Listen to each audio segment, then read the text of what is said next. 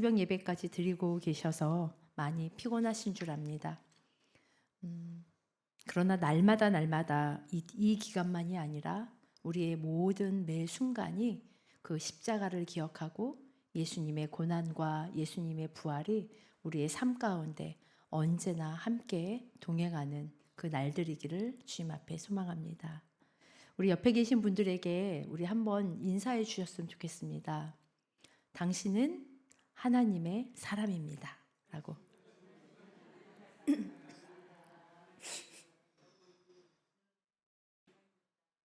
또 옆에 분 보시면서 나는 하나님의 사람입니다. 라고 함께 고백했으면 좋겠습니다. 우리 전사님이 가장 크게 웃으시는데, 그쵸? 나와 우리 함께 있는 당신은 하나님의 사람인 줄 믿습니다. 오늘 하나님과 함께 나눌 이 말씀은 아주 오랫동안 성경 학자들에게 굉장히 골칫거리의 부분이었습니다. 우리가 지금 읽은 성경은 구약이 아니라 신약 성경인데 신약 성경의 초기에는 사본들이 있었습니다. 그 사본 중에 오늘 이 본문을 기록하지 않은 사본들이 많았기 때문입니다. 우리가 읽고 있는 개역개정 성경에도 이 본문은 성경을 이렇게 좀 유심히 보셨거나 방금 함께 앞에 있었던 PPT를 좀 관찰력 있게 보셨다면 앞과 맨 뒤에 괄호가 있습니다. 이 오늘의 본문은 그 괄호 안에 들어가 있는 구절입니다. 즉, 글로 기록되지 않았지만 교회에 오랫동안 구전의 이 말의 형태로 전해져 오다가 이 요한복음의 사본에 기록되었던 것으로 보입니다. 요한이 직접 써놓지 않았지만 후대에 이것들이 삽입되면서 교회는 오늘 본문을 오랫동안 계속해서 기억하였습니다. 그렇기 때문에 이 본문에 대한 많은 이야기가 있습니다. 그러나 오늘 저와 함께 이 본문을 찾아가는 방법은 우리 중동 지역의 문화 가운데 굉장히 아주 잘 드러나는 색깔을 가지고 있기 때문에 오늘은 그 입장에서 이 성경을 조금 함께 살펴보고자 합니다.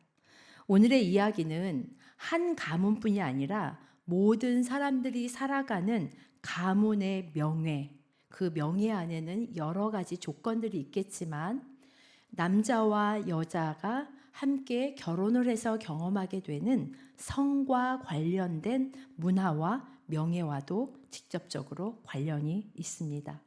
특히 집안 여자들의 행실을 하나로 묶어서 이해를 하는데 그것은 중동의 전통 문화에 기반합니다.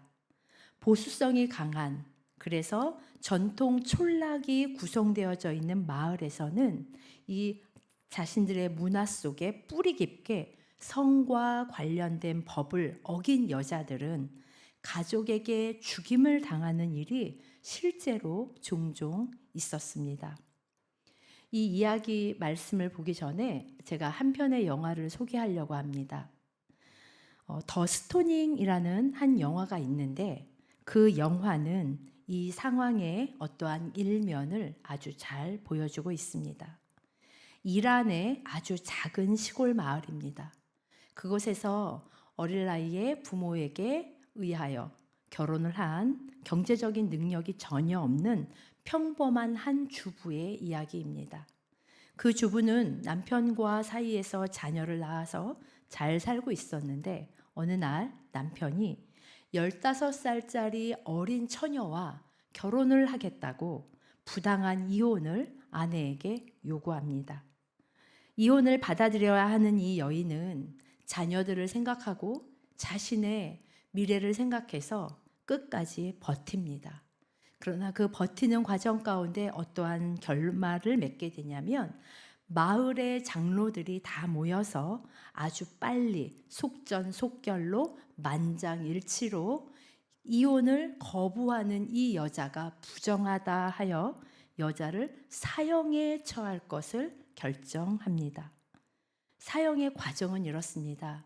그냥 법정에서 사형 선고를 받고 누군가에게 죽임을 당하는 것이 아니라 제일 먼저 이 여자의 아버지가, 두 번째는 이 여자의 남편이, 그리고 주춤거렸지만 이 여자가 낳은 아들들, 그리고 마지막은 마을 남자들의 순으로 돌을 들어 여자를 죽을 때까지 돌로 쳐서 죽이는 그런 형벌입니다. 이것은 실제 이야기입니다.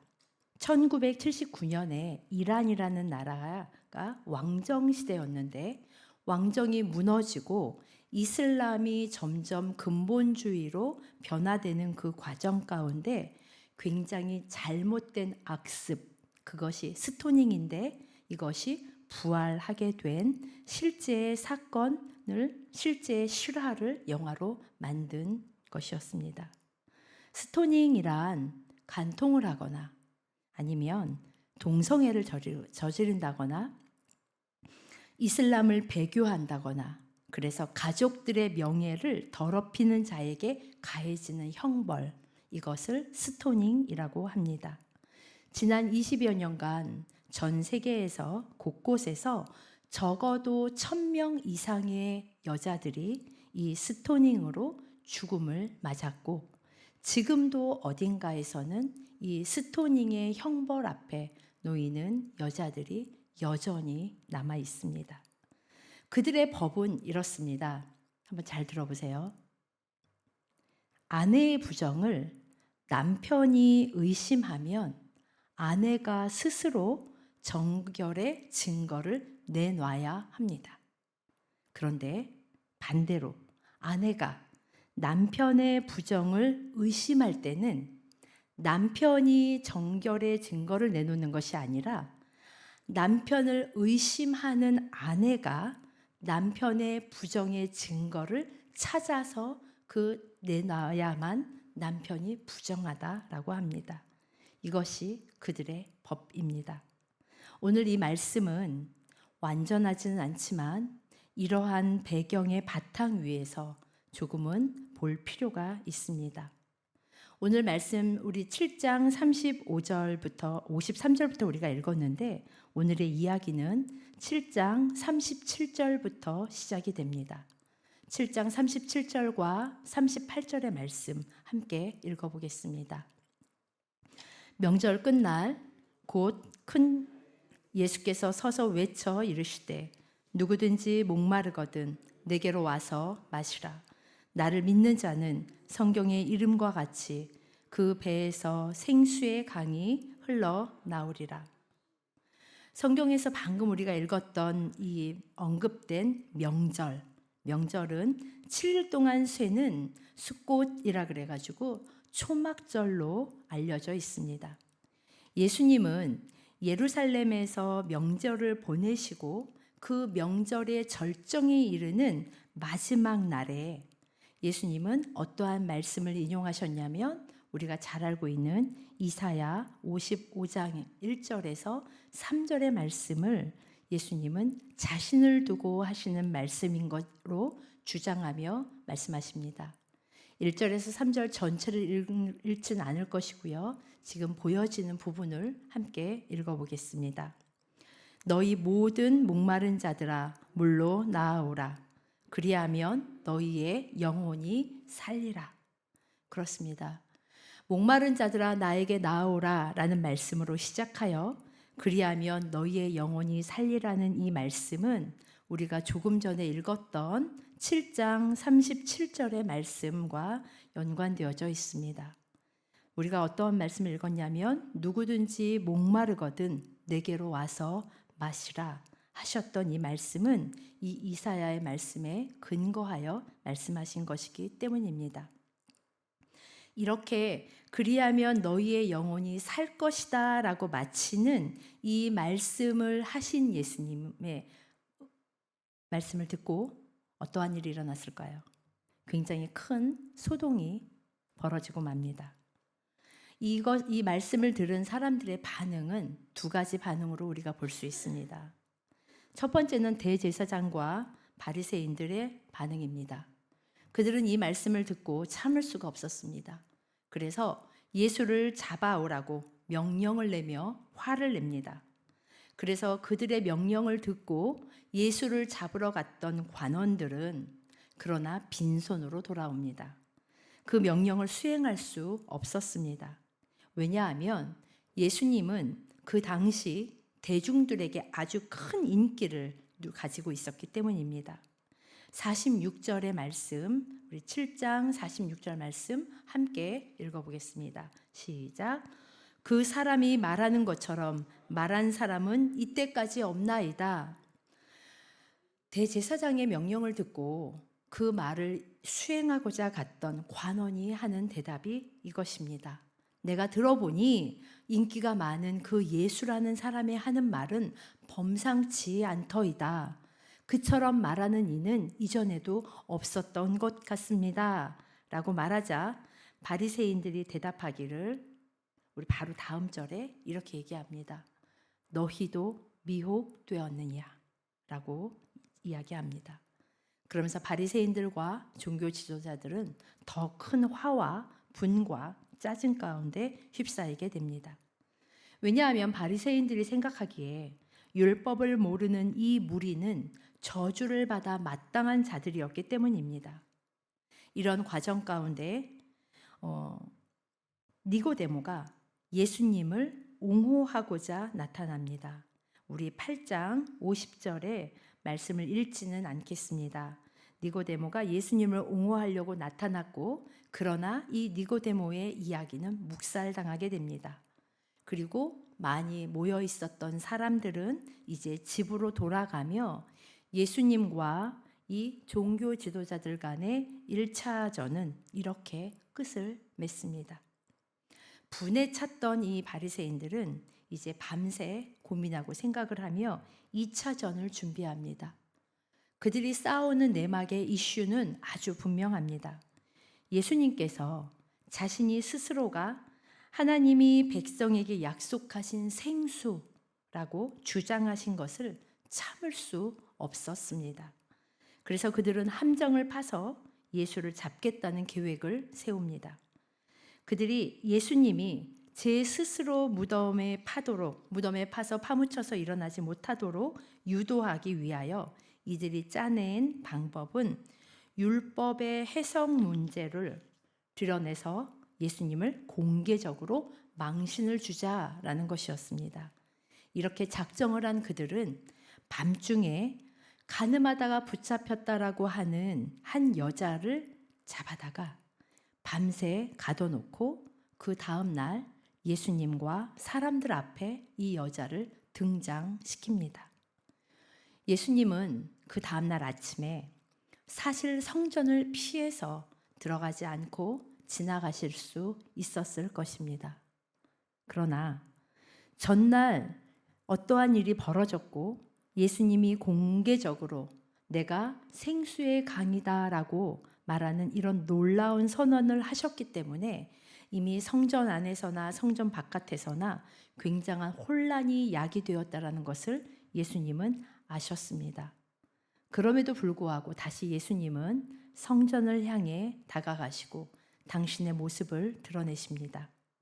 유대 율법에 따르면 큰 명절 다음 날, 바로 이 안식일을 지켜야 하는 이 날, 굳이 예수님은 가지 않으셔도 되었을 것입니다. 그런 날은 우리가 알고 있는 유대교의 안식일은 어떤 일을 할 수 없었기 때문입니다. 그러나 예수님은 명절 끝날, 곧 명절 8째 날에 성전에 들어가셨고 군중들이 다시 모이기 시작하셨고 예수님은 그들을 가르치셨다라고 오늘 본문 2절은 증거하고 있습니다. 바로 그때 바리새인들은 기다렸다는 듯이 움직이기 시작합니다. 많은 증인들 앞에서 이제 예수님이 곤란에 빠뜨리는 그 계획을 실행하겠다라고 이들은 카운트다운을 시작합니다. 서기관과 바리새인들은 그 청중들이 모여 있는, 그래서 지켜보고 있는 많은 증인들이 있는 그 자리 가운데 나타나서 예수님이 가르치시는 것을 이제 가로막고 그들은 전날 붙잡았다라고 말하는 그 여인을 데리고 나옵니다. 그리고 그녀가 간음하다가 현장에서 잡혔다고 이야기합니다. 여기서 우리는 이렇게 성경을 쭉 읽다 보면 좀 의문이 생길 법한 타이밍입니다. 왜냐하면 어떠한 종교인들이었길래, 종교 지도자들이었길래 간음을 하는 그 현장을 이들은 어떻게 붙잡아서 이 상황을 증거로 잡을 수 있었을까? 더욱이 간음을 한다라는 것은 혼자서 할 수 있는 행위가 아닙니다. 분명히 현장을 보았다면 이 붙잡힌 여자만 있는 것이 아니라 그 상대의 남자도 있었을 것입니다. 그렇다면 간음한 남자는 어디 있을까요? 왜 여자만 끌어다 놨을까요? 율법은 간음한 여인이라고 말하지 않고 간음한 자들은 돌로 쳐 죽이라고 명령하고 있습니다. 우리 레위기 20장 10절 말씀입니다. 함께 읽어보겠습니다. 누구든지 남의 아내와 간음하는 자, 곧 그의 이웃의 아내와 간음하는 자는 그 간부와 은부를 반드시 죽일지니라. 간음한 남자와 여자를 반드시 죽여라. 그렇습니다. 그러나 간음한 여인이 아니란 간음한 자들이라고 일컫고 있습니다. 율법에 그토록 목을 맨다라고 하는 자들이 어찌하여 율법의 반쪽짜리만 지키려고 지금 행하고 있을까요? 그들은 왜 여자만 붙잡고 남자는 붙잡지 않았을까요? 그들의 속내가 아주 뻔합니다. 그들의 관심은 율법을 지키는 율법의 준수가 아니었습니다. 그들은 그저 율법을 통하여 함정을 파서 예수를 공개적으로 망신을 주고 예수를 공격하는 것, 여기에만 그들은 집중하고 있었다라는 것을 우리는 오늘의 성경을 본문을 통해서 충분히 유추해 볼 수 있습니다. 이제 바리새인들이 이렇게 질문을 하기 시작합니다. 우리가 이 여자를 붙잡아 왔는데 당신 예수는 어찌하겠습니까? 라고 묻지 않고 그들은 이렇게 질문합니다. 요한복음 8장 4절과 5절 말씀 읽어보겠습니다. 예수께서 말하되 선생이여 이 여자가 간음하다가 현장에서 붙잡혔나이다. 모세는 율법에 이러한 여자를 돌로 치라 명하였거니와 선생은 어떻게 말하시겠습니까? 즉 그러니까 선생님 이 여자가 간음하다가 현장에서 붙잡혔습니다. 자, 한번 보세요. 모세의 율법은 이런 여자를 돌로 쳐서 죽이라고 명령하고 있습니다. 선생님도 아시죠? 그렇다면 선생님은 이 여자를 두고 뭐라고 말씀하시겠습니까? 라고 공격하고 있는 것입니다. 그들은 모세의 율법을 인용한 뒤에 다시 한번 말씀드리지만 공개적으로 예수님에게 율법을 따를 것인지 아니면 율법을 따르지 않을 것인지에 대해서 묻고 있는 것입니다. 그러나 그 옆에는요, 성전 아니었다고 하지만 유대인들만이 있는 것이 아니라 이미 로마의 군인들이 이 모든 장면을 지켜보고 있었습니다. 바리새인들은 이렇게 생각했습니다. 예수님이 딱 두 가지의 답 중에 하나를 할 수밖에 없을 것이다. 먼저는 옳다, 너희의 말이 맞다. 여자를 돌로 쳐서 죽이자라고 하면 예수님은 선동가가 됩니다. 그러면 그 옆에 예수님의 말씀에 가르침에 귀를 기울이고 있었던 수많은 혈기왕성했었던 유대인들은 돌을 들어 아마 치려고 할 것이고 그것은 야유와 소란이 일어날 것이며 예수님의 그 율법에 의한 판단으로 말미암아 여자에게 폭력을 행하기도 전에 이 일들을 선동한 예수님은 체포당하는 일이 벌어질 수도 있습니다. 왜냐하면 로마는 유대인들에게 누군가를 사형에 처할 권리를 인정하고 허락하지 않았기 때문입니다. 요한복음 18장 31절 말씀입니다. 함께 읽어보겠습니다. 빌라도가 이르되 너희가 그를 데려다가 너희 법대로 재판하라. 유대인들이 이르되 우리에게는 사람을 죽이는 권한이 없나이다. 이것을 악용한 것입니다. 그리고 또 하나 예수님이 또 다르게 대답할 수 있는 한 가지는 이것이라고 생각했습니다. 그래, 우리는 모세의 율법을 요구하는 바를 나도 알고 너희도 알아. 그러나 현재 우리 정치적인 현실을 우리는 모른 척하고 피할 수는 없으니 주위를 한번 둘러보아라. 우리 로마의 지배를 벗어나서 해방의 날을 얻게 되는 그 날을 고대하고 있지 않느냐. 그러니 그때까지 잠깐 참고 기다리고 이 여자에게 관용을 베풀자라고 얘기할 것이다. 만일 예수님이 이렇게 진짜 대답을 했다면요. 예수님은 아마 로마 군인들에게 잡혀가지는 않았으나 그 수많은 군중들에게 겁쟁이라고 비판을 받았고 아마 외면을 당했을 것입니다. 즉 예수님께서 모세의 율법을 따르면 붙잡히는 것이었고 모세의 율법을 무시하면 청중들로부터 외면당하고 더 이상 그를 따르는 무리가 없어질 것이다 라고 바리새인들과 서기관들은 그렇게 확신했습니다. 그래서 그들은 어느 쪽을 선택하든 우리가 분명히 이길 것이라고 확신했습니다. 우리 잠깐 다시 유대교의 전통으로 돌아보고 있습니다. 명절의 끝날이라고 분명히 오늘 성경은 그렇게 시작하고 있습니다. 명절의 끝날 모든 법이 이제 안식일로 다루어지는 그날입니다.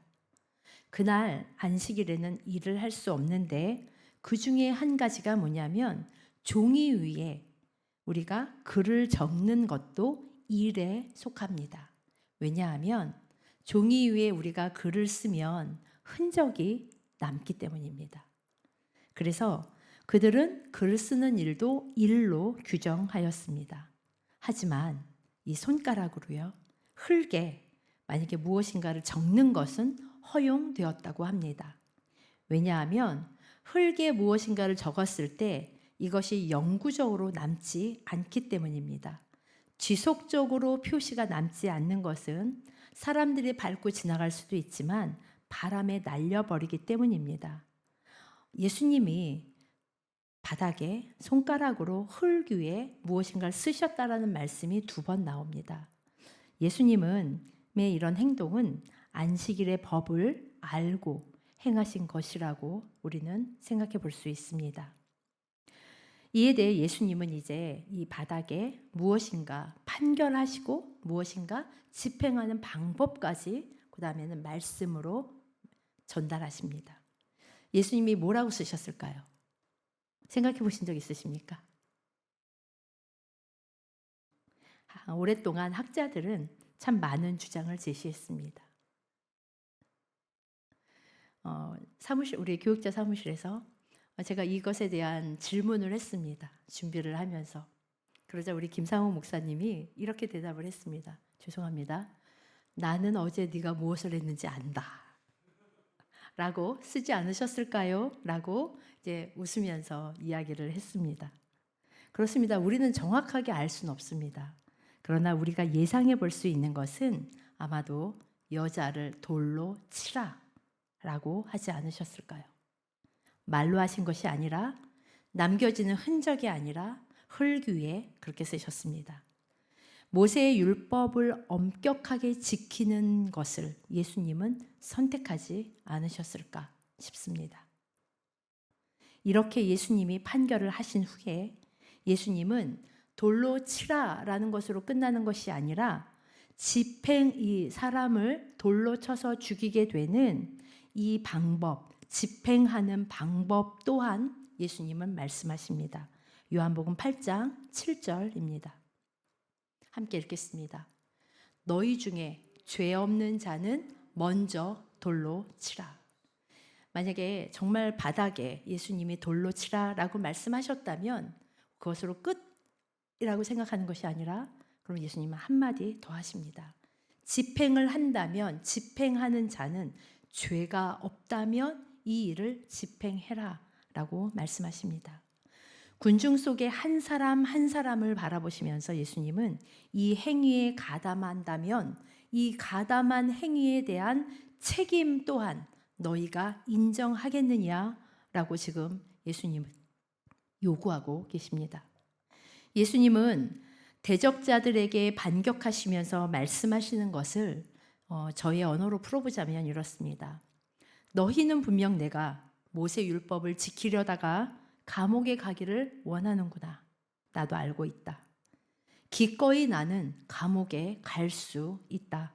그렇지만 나는 지금 이 자리에서 너희 가운데 누가 나와 함께 감옥에 갈지 알고 싶구나. 나와 함께 감옥에 갈 자가 누구냐? 이건 뭐냐면 함께 돌을 들어 그 여자에게 돌을 던지는 자들은 함께 감옥에 갈 수도 있는 것입니다. 여기서 다시 우리 중동 문화의 이야기를 하지 않을 수 없습니다. 그들의 문화는 수치와 명예의 문화입니다. 우리 아이들은 어때요? 조금만 커서 기어다니기 시작해도 엄마들에게 안 돼, 그건 잘못하는 거야 라고 우리는 들으면서 살고 있습니다. 그러나 이 중동 지역은 그건 잘못이야 라는 말을 이렇게 합니다. 너에게 부끄러운 일이야 라고 아이들을 아주 어릴 때부터 그렇게 가르칩니다. 이런 말들을 듣고 자라난 사람들은 자연스럽게 개인이 아닌 집단, 집안, 문화, 전통에 더 깊이 있게 얽매이게 됩니다. 그래서 내가 아닌 집안을 부끄럽게 하는 여자를, 여동생을, 어머니를, 아내를, 누이를 아까 제가 처음에 말씀드린 스토닝으로 돌로 쳐서 죽이는 것이 이들에게는 잔인하지만 어쩔 수 없는 일이라고 이들은 자연스럽게 받아들이고 살아갑니다. 부끄럽게 하는 일들은 피하고 그래서 집안의 나의 개인의 명예를 지키는 것은 무엇보다 중요합니다. 이런 배경하에 만일 이 유대인들도 이런 배경하에 중동 지역의 사람들인데 누군가가 군중 속에서 한 사람이 터벅터벅 걸어 나와서 나는 죄가 없습니다 라고 말을 한다면, 이렇게 주장을 한다면 아마 사람들은 오랫동안 뒤에서 그의 말과 행동에 대하여 두고두고 수근수근거리며 그것은 그렇게 말한 그 사람에겐 영원한 수치로 기억이 될 것입니다. 이사야 53장엔 우리가 잘 아는 말씀들이 있습니다. 우리는 다 양 같아서 제 길로 갔다 라는 말씀, 또 우리 전도서 7장에 보면 분명 이 땅에는 선을 행하되 죄를 짓지 않는 의인이 없다라는 이런 많은 말씀들, 대대로 전해오는 이러한 말씀들이 내려오고 있었을 텐데 감히 나는 죄가 없다라고 주장할 수 있었을까요? 그렇지 않았을 것입니다. 그러자 이제 모든 상황은 아주 극적으로 전환이 됩니다. 극적으로 바뀝니다. 예수님을 대적했던 자들은 이제 압박을 느끼기 시작합니다. 그들은 무엇인가 결정을 해야 되는 타이밍에 계속해서 몰려가고 있습니다. 중동 지역은 이런 상황이 되면 아주 자연스럽게, 이거는 우리 아시아도 마찬가지겠지만 자연스럽게 그 자리에서 가장 연장자를 향하여 눈치를 봅니다. 연장자가 만약에 예수님의 이 말씀에 도전하며 그렇게 반응하는 용기를 냈다면 아마 그들은 그 연장자를 따라갔을 것입니다. 그러나 가장 나이가 많은 사람부터 어린 자에 이르기까지 부끄러움을 당하고 그들은 자리를 떠나갔다라고 우리 8장 8절과 9절은 아주 잘 묘사하고 있습니다. 함께 8절과 9절의 말씀 같이 읽어보겠습니다. 다시 몸을 굽혀 손가락으로 땅에 쓰시니 그들이 이 말씀을 듣고 양심의 가책을 느껴 어른으로 시작하여 젊은이까지 하나씩 하나씩 나가고 오직 예수와 그 가운데 섰는 여자만 남았더라. 본문은 예수님께서 다시 어떠한 말씀을 기록하셨는지 조금 전에 다시 몸을 수그려 굽혀 손가락으로 땅에 무언가를 썼다고 하셨는데 이것에 대한 실마리는 그 무엇도 제공하고 있지 않습니다. 하지만 예수님은 이 과정을 통해서 내가 이겼다고 우쭐대지도 않으셨고 대적자들이 받았을 상처와 모욕감을 건드리지도 않으셨습니다. 예수님은 오직 한 가지, 그 여자를 구하고자 하실 뿐이었습니다. 이제 무대는 텅 비었습니다. 그 수많은 사람들은 이제 다 사라지고 그 무대에는 예수님과 한 여자만 남게 됩니다. 고발당한 이 여인, 조금 전에는 바리새인들은 도리어 군중 앞에서 망신을 당하고 그 자리를 떠나게 됐고 몇 분 전만 해도 불과 조금 전만 해도 무서움에 떨던 그 여자는 이제 곧 자신이 잔인한 폭력과 고통스러운 죽음 앞에 피할 수 없을 것이다 라고 예상했지만 갑자기 자신을 향했던 그 공격과 화와 분노가 자신이 아니라 자신의 옆에 있었던 예수님에게로 옮겨가는 것들을 그 여인은 보게 됩니다. 예수님은 어떠한 대가를 치루었는지 지금 이 성경은 이야기하고 있지 않지만 예수님은 대가를 치르셨고 그리고 바리새인들의 적대감은 이 여자로부터 예수님 당신에게로 옮겨 놓으셨습니다. 이사야 53장 5절에 이렇게 이야기합니다. 그가 채찍에 맞음으로 우리는 나음을 받았도다. 마지막에 예수님은 여자를 꾸짖지 않으셨지만 이 여자의 삶을 그냥 내버려 두거나 외면하거나 그의 여자의 생활 방식을 못 본 척하지는 않으셨습니다. 나도 너를 꾸짖지 않으니 가서 다시는 죄를 짓지 말라라고 말씀하십니다. 여자는 알았을까요? 몰랐을까요? 그래도 여자는 조금은 알았을 것이라고 생각합니다. 자신을 위해서 하신 일 때문에 대적자들이 아마 추후에 더 큰 몽둥이로, 더 큰 권력으로 예수를 공격할 것이라는 것을 아마 어렴풋이 알았을 것입니다. 그리고 예수님은 종국에는 이 문화 가운데에서 다치게 될 것이라는 것을 여자는 직감할 수 있었을 것입니다. 그러나 이 여자는 살아났는데 자신의 그 생명, 목숨의 어떠한 대가도 치르지 않고 여자는 살아났습니다. 죽지 않았습니다. 이 장면은 예수님께서 고난당하시는 의미가 무엇인지, 어떤 것인지, 예수님이 어떻게 이해하고 행하셨는지를 볼 수 있는 통찰력을 우리에게 제공합니다. 이 본문의 핵심은 대속입니다. 예수님은 구약의 전통이 정해놓은 성과 관련된 법을 인정하셨지만 그 인정하심으로 죽이는 것이 아니라 그 벌을 마땅한 자에게에서 죄를 면제해 주셨습니다. 그 결과 여자는 돌에 맞지 않고 죽지 않았습니다. 그리고 저와 여러분도 죽지 않았습니다. 예수님께서 지실 십자가가 무엇 때문인지 오늘 본문은 아주 작은 한 예화를 통하여 우리에게 이야기합니다. 예수님을 제외하고 그 누구도 이 한 여인의 고통엔 관심이 없었습니다.